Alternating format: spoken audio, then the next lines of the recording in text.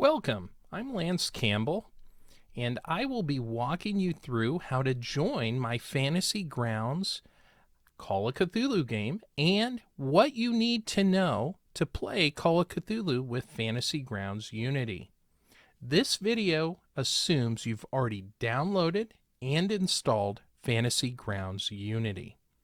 So let's go ahead and get started. When you open the software, this screen will appear. The most important thing is to make sure that this button, check for updates, if it's highlighted in red, you need to click it. That means updates need to be applied. If it's not highlighted in red, you're good to go. Once you've applied the updates and the screen has refreshed, you're going to press Join Campaign. When you press Join Campaign, there's a lot of stuff going on the screen, but you don't really need to worry about that. Go over here to where it says GM Name Search, right underneath Join Cloud Game. And all you have to do is type Lance. And the screen will refresh, and you should see Lance T. Campbell and the name of the game I'm running. Now, if you don't see that, double check that you typed Lance correctly. If you still don't see it, that means I've not started my server yet. Hopefully I have, and you can double click on it. Now, once you've joined the first time, in the history, you should see it listed as well. So you can just click on it up here. So we're going to go ahead down here and click on it, and it's going to attempt to connect. But you see this authorization failed. That's because I have a password. I will email you the Zoom connection link and the password to access the game. And so in this case, it is temp. I'm going to press retry. The password is case sensitive, so you need to be accurate in how you type it in. All right, we're applying those any kind of downloads and files. And it only takes a few seconds for this to get started. And voila, we are in Fantasy Grounds as a player. This intro box, you can click here and press the close button, and then it won't show up again. And it gives you a box of the characters that you can play. Now, if you were to close this, you can get back there by going over to the right-hand side, expanding the player box, and clicking on characters. I'm going to go ahead and click on Dr. John Lucas. And so I'm going to double click on him. You can see now that I have my character sheet, and at the top left-hand corner, I have what's called a portrait. A portrait. There will be one portrait per character in the game. And you will also notice that they will all be in the same order for each and every player. So the order is maintained across all of the different Fantasy Grounds Unity sessions that you're playing with. So while we're in here, if I want to reopen this box, if I close it, I can just double click on here and it'll open it again. Okay. This box over here on the left-hand side, I refer to this as the chat box. So I can click down here, and this is a message. Press enter, and it'll say who wrote the message and what the message is. And this will go to each of the characters. This is also referred to as the dice tray. So if I want to roll dice, I click on a dice, drop it in the tray, and it'll say who rolled what value. If you roll the dice outside the tray and happen to get the 1, the famous 1, guess what? Nobody will believe you because it's not going to show up in the tray. So this is the chat box or the dice tray. Okay, well, let's go ahead and close the character sheet for a minute, and we're going to go over here under library. So before we get any further, we want to make sure we have all the content loaded that the keeper or DM or GM has purchased in order for us to play the game. So under library, there's a button called modules, and you'll see that I have no content loaded. I'm going to go to activation.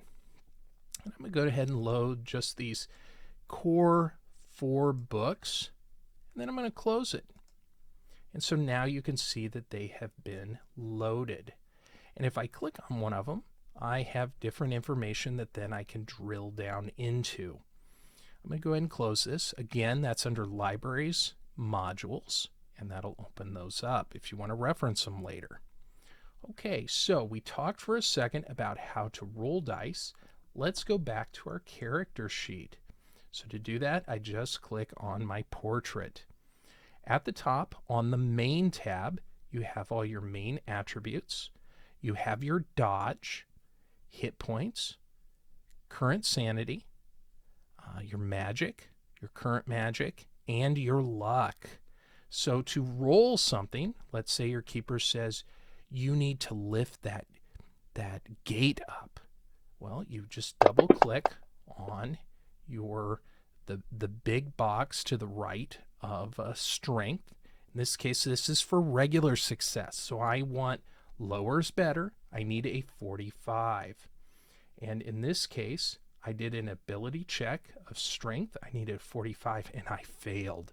But the keeper, he's graceful and says, try it again. So I'm going to double click. And again, I failed. Oh, this game is not going well. But a person hands me a crowbar and says, use this for some leverage. So I'll go down here and click on a bonus die. 1 bonus die. The keeper's been gracious enough to give that to me. And so now when I click on it, you'll notice it rolled 2 tens digits. It threw away the 70. It says a bonus die was rolled on an ability for strength check 45, and I got an extreme success. Excellent. The game's getting better already. All right, so we've covered ability scores.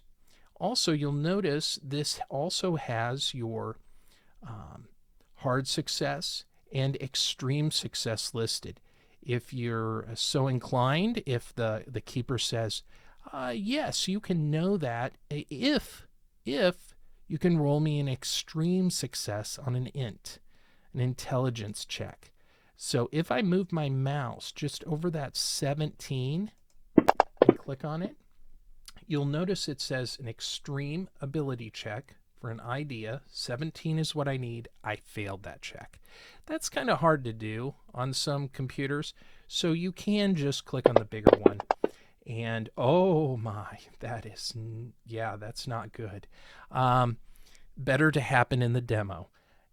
So you can just click on the big number and your keeper will know that you did not get an extreme success, because it will say in here, let's go ahead and roll that a couple more times.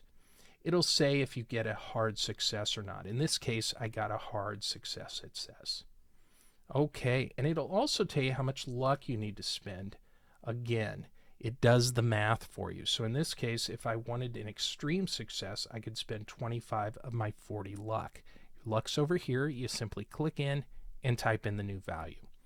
Let's say I'm brawling. All I have to do is move my mouse over top of the percentage dice and roll it.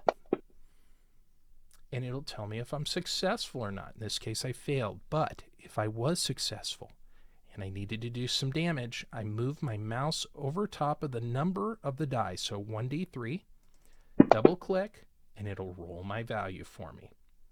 All right. So that's how to use the main tab. The tab you're most likely going to use, though, is your skill tab.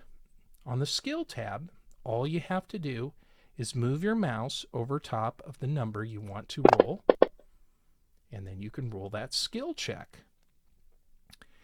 In a campaign where you're going to play an ongoing character, when you have a successful check without using luck, you'll notice these check boxes. You'll go ahead and check this. That way you can advance that skill. All right. And you also have inventory, personal information, and any notes. But again, the main tab and the skill tab are what you're going to use the most of. Now, screen real estate can be an important part of the game, it can get kind of cluttered. So don't be afraid to close windows. You can always reopen your character sheet by clicking on the portrait. Now, sometimes the keeper is going to share an important piece of information. And when the keeper does this, you're going to have that evidence pop up on your screen. In this case, it's the title of a book, Doors to Darkness. If you want to hold on to this information so you can reference it later, there will be a box in this top left-hand corner. You hold down your mouse button and grab a hold of it, and you drag that box down to one of these quick keys at the bottom and let go of it. Now, if you close that box, I can come back down here and click on it, and I can click on it to open and close it. Occasionally, it might have text in it, and that might be a little too small for you to read. So if you move your mouse at the bottom right-hand corner, you can drag this down, expand out your box, move it up, right-click, and where it has these overlapping boxes, you can click on it and do zoom to fit. And now you can read the material a lot easier. If you happen to forget to grab a hold of the left-hand corner box and drag it down to a quick key, and you need to reference it later, it's still here.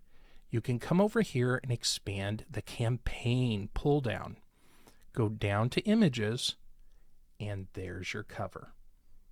So this will have all of the public content available to you.